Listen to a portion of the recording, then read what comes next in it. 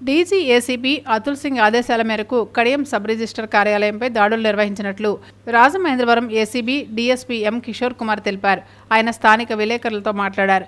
ఈ కార్యాలయంలో సబ్ రిజిస్టర్గా లక్ష్మి విధులు నిర్వహిస్తున్నారని చెప్పారు.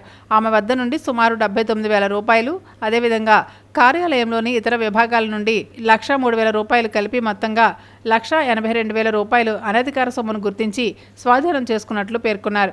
నగదుతో పాటుగా నిషేధిత జాబితాలో ఉన్న ఆస్తుల రిజిస్ట్రేషన్లు జరిగాయా అనే అంశంపై తనిఖీ చేస్తున్నామని, ప్రభుత్వ ఆదాయానికి గండి కొట్టేలా తక్కువ విలువ చూపించి చేసిన రిజిస్ట్రేషన్లపైన, ఇతర అక్రమ లావాదేవీలపైన కూడా విచారిస్తున్నామని వివరించారు.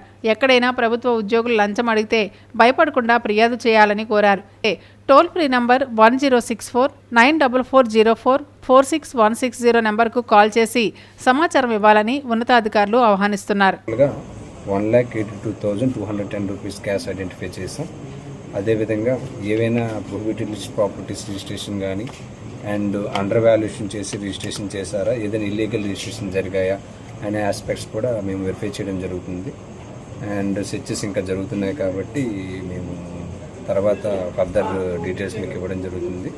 పీపుల్ అందరికీ రిక్వెస్ట్ ఏంటంటే, ఏ గవర్నమెంట్ ఆఫీసులో కరప్షన్ యాక్టివిటీస్ కానీ ఎవరైనా బ్రైబ్ డిమాండ్ చేయడం మాత్రం జరిగితే మాత్రం ఏసీబీ పీపుల్కి ఇమీడియట్గా రిపోర్ట్ చేయండి. టోల్ ఫ్రీ నెంబర్ 1064 లేదా నా పేరు ఎం కిషోర్ కుమార్, ఏసీబీ డిఎస్పీ రాజమండ్రి.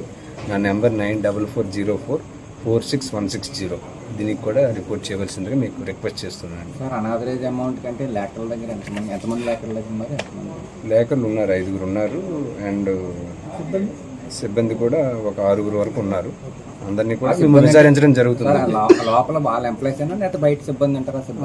లోపల ప్రెజెంట్ ఎంప్లాయీసే వాళ్ళు. ప్రతి దగ్గర వాళ్ళ దగ్గర ఎందుకు క్యాష్ ఉంది, ఎందుకు పెట్టుకున్నారు అని కూడా మేము డీటెయిల్స్ వెరిఫై. ఈ దాడుల్లో 3 ఏసీబీ సిఐలు, ఏసీబీ ఎస్ఐ విల్సన్తో పాటు సిబ్బంది పాల్గొన్నారని తెలిపారు.